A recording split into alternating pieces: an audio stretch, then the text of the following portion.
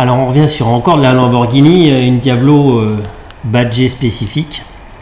Raconte-nous un peu, c'est le tournage et puis le avant-après a priori, si je me souviens bien quand tu m'en as parlé. L'histoire c'est qu'à l'époque, moi je travaillais à Option et c'est vrai qu'il n'y avait pas les radars qu'on voit aujourd'hui.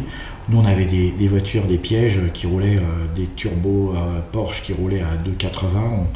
On s'éclatait sur les autoroutes et on se disait toujours c'est pas grave parce que de toute façon on va avec les engins des Alpina, toutes ces voitures, des Hardge, des voitures qui poussaient fort, des Ferrari, des Lambo, et on se disait toujours de toute façon les flics s'ils veulent nous rattraper ils peuvent toujours courir. C'était le cas en moto, mais quoi qu'en moto les mecs pouvaient, même s'ils avaient des BM de base, ben, on avait plus de chances de se faire piquer en moto. Mais en voiture, quand on était sur l'autoroute A4 par exemple, on pouvait rouler très très vite.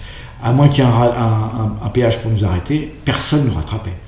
Et je me suis dit, mais c'est con, pourquoi les flics n'achèteraient pas des voitures pour nous rattraper?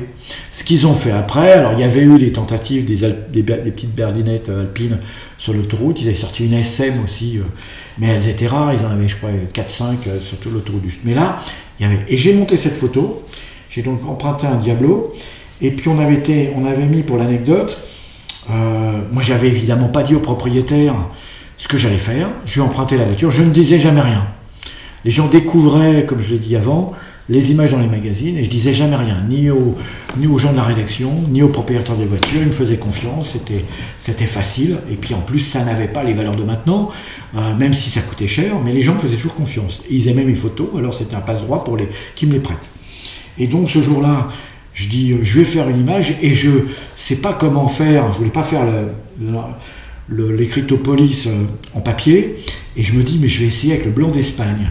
Alors je trouve le blanc d'Espagne, c'est ce qu'on mettait sur les vitrines quand les magasins du mois d'août fermaient.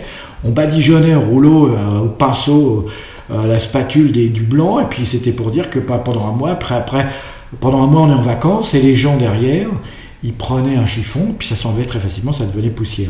Et je me suis dit, c'est facile parce que, hop, on fait ça. Et nous voilà badigeonnant la porte de la Lambo noire avec. Et là-dessus, je découpe des lettres police, on colle ça, on fait la photo, on est tout content. C'est en plein été, je trouve des fliquettes, ça se passe bien. Le gars qui est l'interpellé est mon assistant d'époque. Et puis on va rendre la voiture.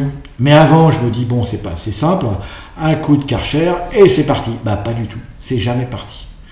Alors, on a mis un temps fou à faire enlever ce blanc d'Espagne, parce qu'en fait, il y a eu une réaction entre la couleur, la peinture et ce blanc d'Espagne, et le propriétaire a roulé pendant pratiquement un an avec le mot police sur sa voiture.